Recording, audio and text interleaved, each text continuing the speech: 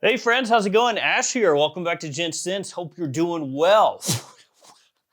A little while back, I asked you guys on the community tab of the YouTube channel, what is the one fragrance you cannot live without? The best of the best, the king of the jungle, the number one. And I have your answers right there. 15 of the fragrances you cannot live without.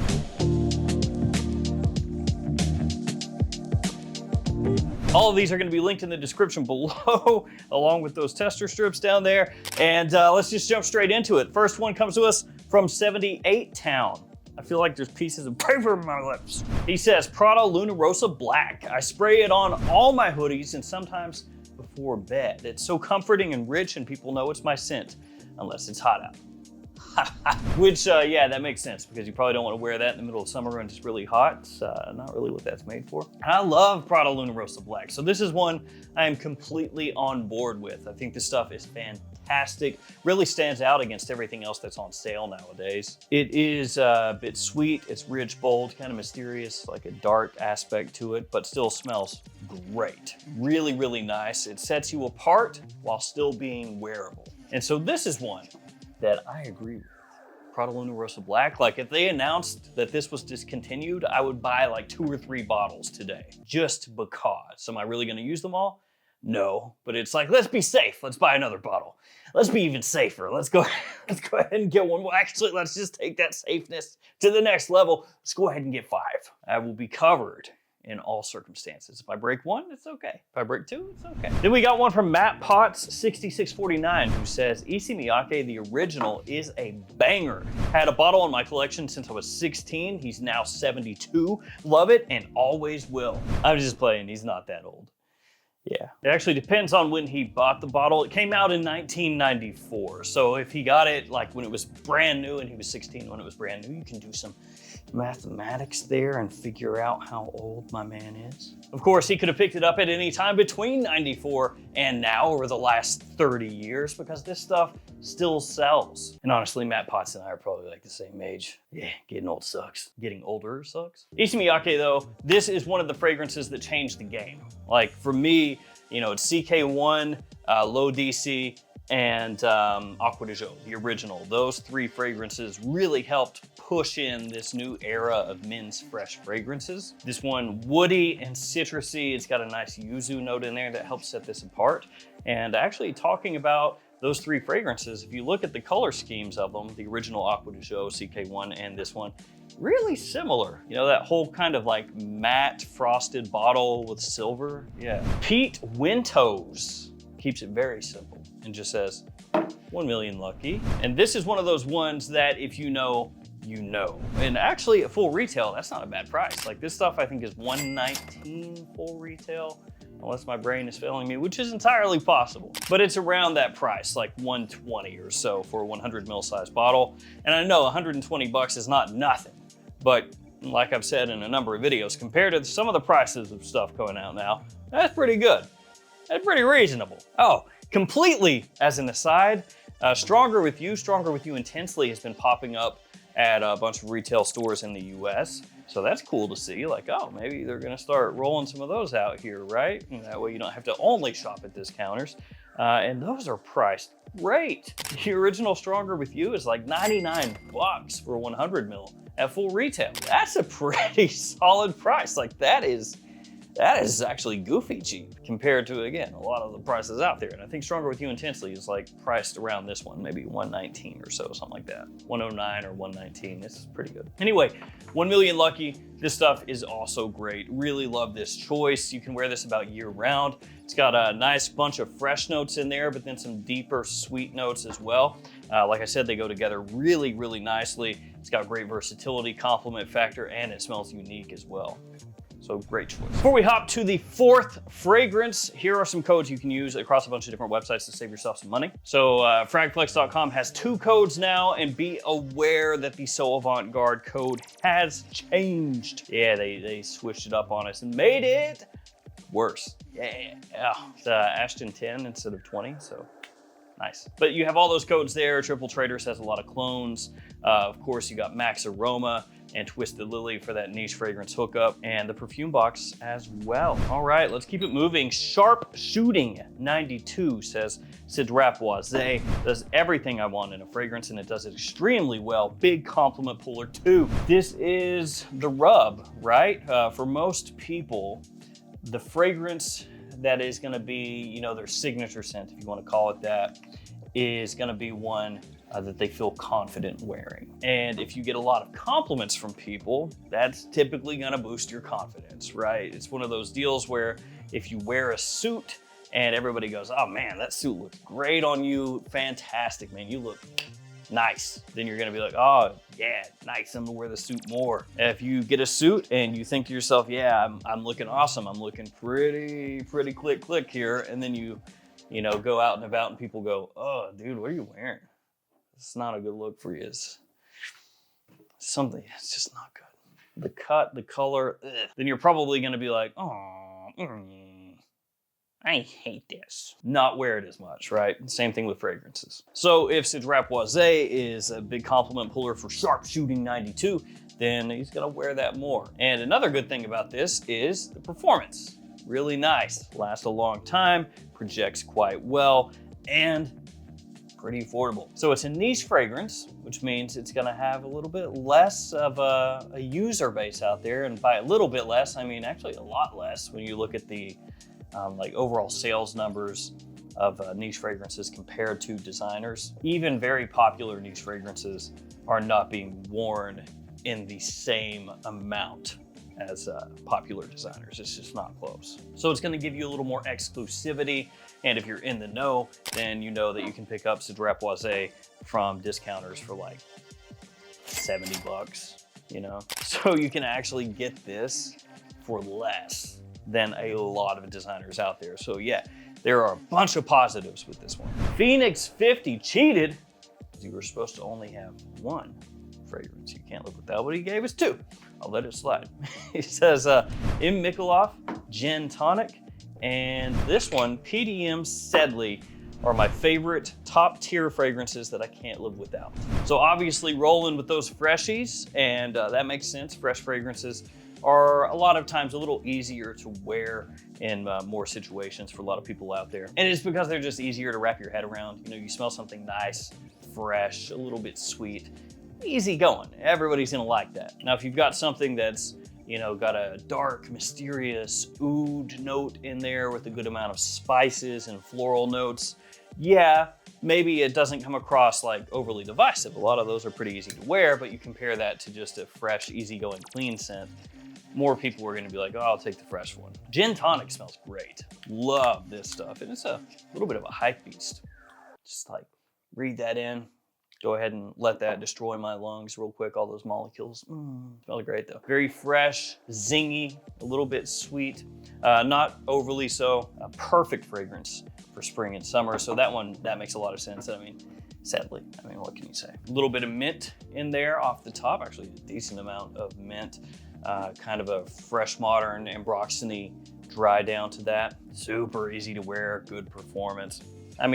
These are two great jumping off points for fresh niche scents, so they make a lot of sense.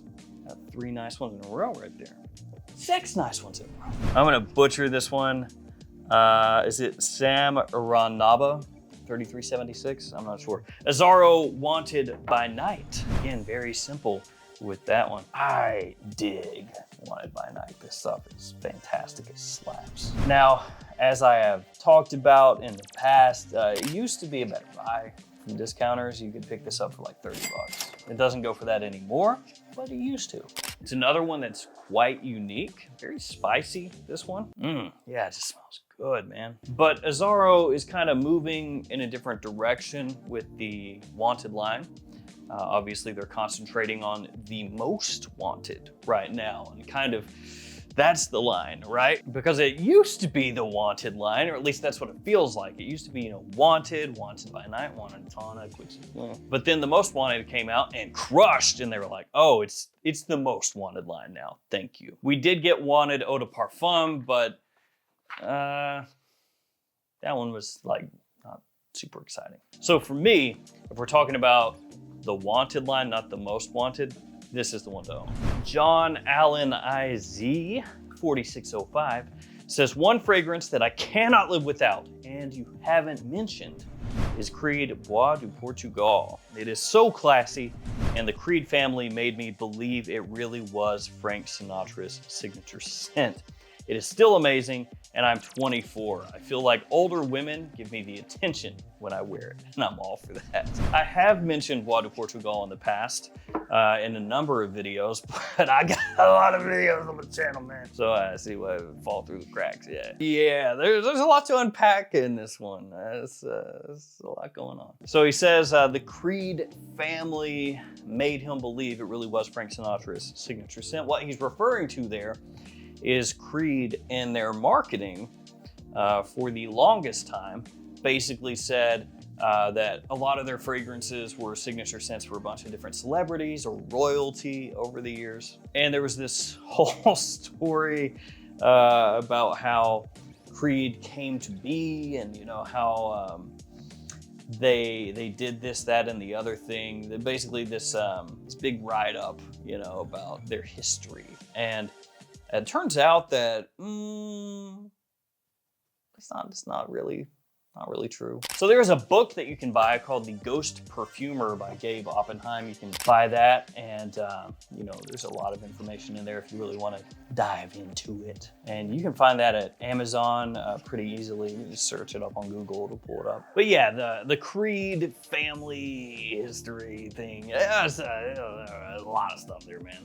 They also said that it was passed down from father to son for generations, and that they were all master perfumers. It turns out, no, actually they aren't at all. There were other perfumers that were doing the work, and then they were taking the credit. The Creed family was taking the credit as perfumers, hence the title of the book. But yeah, there's a lot to unpack there.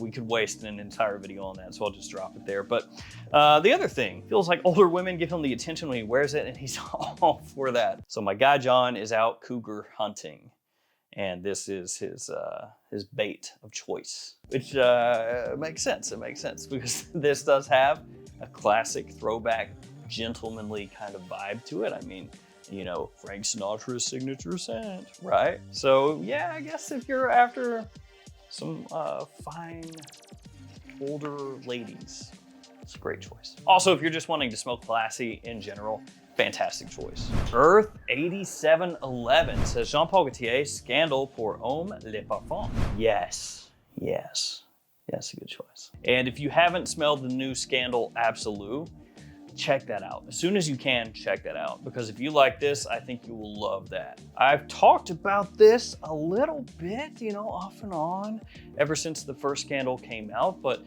Scandal is a line that gets slept on, sometimes gets disrespected. People are like, oh, Scandal kinda sucks. And yet the line of fragrances are amazing for getting positive attention. And in fall and winter, Scandal Le Parfum, and the new Scandal Absolute are killing it. Really fantastic smelling stuff. It's not super far removed from the Stronger With You line. It's not the same, don't get me wrong, but it's not super far removed. It's like you took that, you gave it a nice aromatic touch, you maybe even classed it up a little bit, and that's what Scandal is doing, and it just does it so well. It's this nice balance of warm and sweet and aromatic, and yeah, if you're looking for something that you can wear in fall and winter and have great success with, do not sleep on the Scandal line of fragrances, especially because not a ton of people are wearing them in North America. So yeah, good stuff. Okay, how do we say this one? Miska Piska 2188 says, honestly, I believe the scent Le Parfum from Hugo Boss to be super addictive, and I can't live without smelling it at least once a month. But for nostalgic reasons, me and my girlfriend couldn't live without Sculpture by Naxos. It's actually Nikos, but that's okay. It is the scent I was wearing as my first, and it accompanied our journey together for the first year. So yeah, I couldn't live without it, and neither could my girlfriend. I always have a bottle, although it's not as flashy or well known, It is my Drakkar Noir, so to speak, and it is luckily cheap. Yes, yes, yes, yes. It is indeed cheap. You can get this from discounters for a really nice price. The presentation on it, pretty cool too. I like the look of the bottle. Sometimes, you know, it'll try to fall over if you don't really make sure to set it down solidly, but it looks good. And you know, any mention of Drakkar Noir, that's cool with me. Sculpture is kind of like a classic, if you know fragrance. Again, very clean, a little bit creamy with the way it has a touch of sweetness that comes in. A slight soapy aspect to it as well. Just a really easy wearing fragrance. And this is one that maybe 12 years ago or so was kind of like a little bit of a cheapy fragrance that got a bit of hype, but you know, time goes on and things get forgotten, and this one has fallen by the wayside, but it's still a really, really, really good choice for that low price point. Just a nice blend of white florals, citrus, and Tom. Wayne 2150 keeps it very simple. Tom Ford Ombre Leather. Yes, that's a good choice. It's pretty nice. Ombre Leather, one of the more wearable, high-end leather fragrances out there. And you know, it's almost like they looked at what they had done with Tuscan leather and they were like, let's get like a similar-ish leather accord there, but switch things up a bit, maybe remove a little of the harshness, keep things really, really wearable. And then they came up with that. And it's not that I find Tuscan leather too harsh or anything, but you know, when you compare it to Ombre Leather, most people are probably gonna say that's easier to wear. And it does what you would expect of a Tom Ford. It smells high-end, classy, sexy, and as I mentioned, really wearable for a leather scent. Great stuff. Floyd Marcel says, YSL Koros, pulling out the big guns. This scent blows my mind. And since then, nothing compares to this. 10 years later, I'm still looking for and discovering amazing scents, but Koros is the one and only. I'm still crushing for this, and I think this won't change. Hugs from Brazil.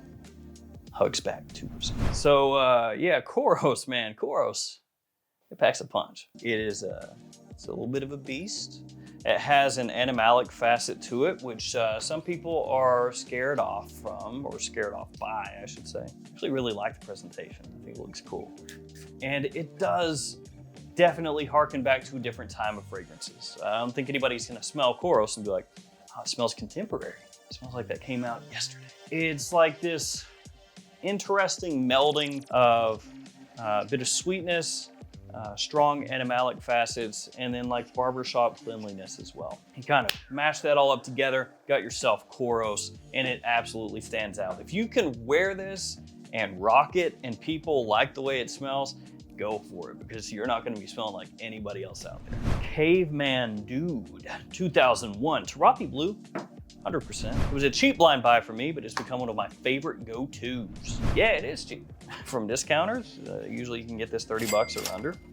And it is a cologne fragrance. It's gonna give you similar vibes to Bulgari's Tiger, which has become one of the more cloned fragrances out there, more often cloned. And that's actually one of the best ones. I think that's really the first one that took off in a huge way, but sometimes, you know, one of the first is still one of the best. Everything about this is nice, the presentation, the quality of the fragrance. You can spray this on, smell it immediately, and it smells good. You don't have to wait for a weird opening to dry down or anything.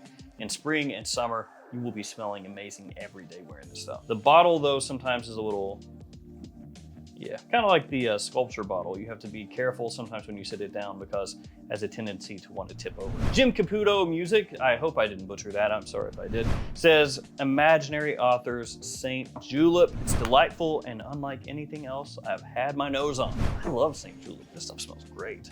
Got the notes on the back there for you. Sweet mint, tangerine, southern magnolia, bourbon, Resolva, sugar cube, and crushed ice. One thing that has happened with some of my Imaginary Authors bottles, I don't know if they've possibly fixed this or not, is they evaporate. You've got some evaporation that happens with these bottles as time goes on. So that's unfortunate because, you know, if you have the fragrance for 2 years, 3 years, something like that, you'll end up losing, you know, 10% or so of the bottle to evaporation each year, at least with the Imaginary Authors bottles that I have. But you know, it's not the end of the world or anything, just throwing that out there. Fragrance itself, like I said, I love this. Really nice smelling mint fragrance. The only drawback from this is the performance is not great. So if you want it to last a long time, you gotta spray a good amount on, go ahead and refresh. During the spring and summer, man, that stuff will have you feeling great.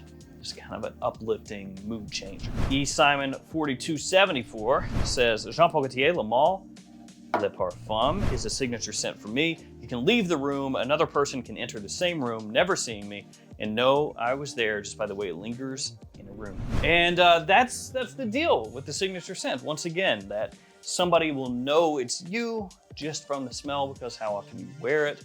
And Le Male Le Parfum does have really nice performance. It lasts a long time, projects well. So yeah, it lingers. And if you go really heavy, then I guess it's gonna linger for a while. Because you didn't say how long it was after you left the room. They can tell it was there because it lingers there. Hopefully it's not a deal where you were there, you left, and 15 minutes later somebody comes in and they're like, oh my God, what is that? There's nobody, it's a ghost.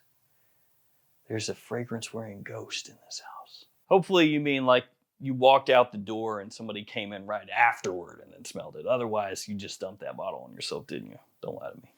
Love Le Male Le Parfum though.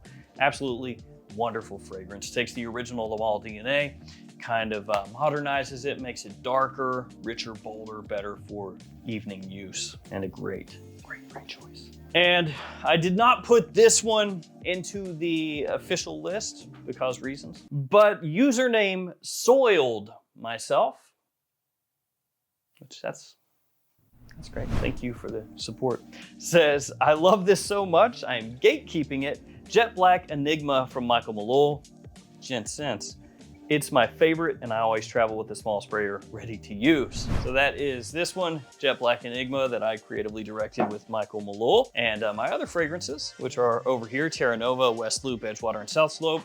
Yeah, along with Jet Black Enigma, you can find it every Perfumania and fragrance outlet store in the US or linked at Michael Malone's website, which is also down below. And Gents, the code will save you some money if you order any of those. But this one is a really nice, spicy, woody fragrance made for fall and winter time. It's got an oud note in there, but it's not overbearing or anything like that. And interestingly enough, with Jet Black Enigma, I have smelled a couple fragrances that came out after the release of that one that remind me of that in a way. I'm like, oh, that's kind of cool. Like a Mibizou fragrance reminded me of that one. And then I forget the other one. But yeah, shout out to Soiled Myself. Thank you for the support. It's a good name. It's real good. So there we go, guys. Thank you for hanging with me. These are your choices. Let me know some other choices that you guys would have. And stay safe out there. I will see you tomorrow with another fragrance video. See you guys later.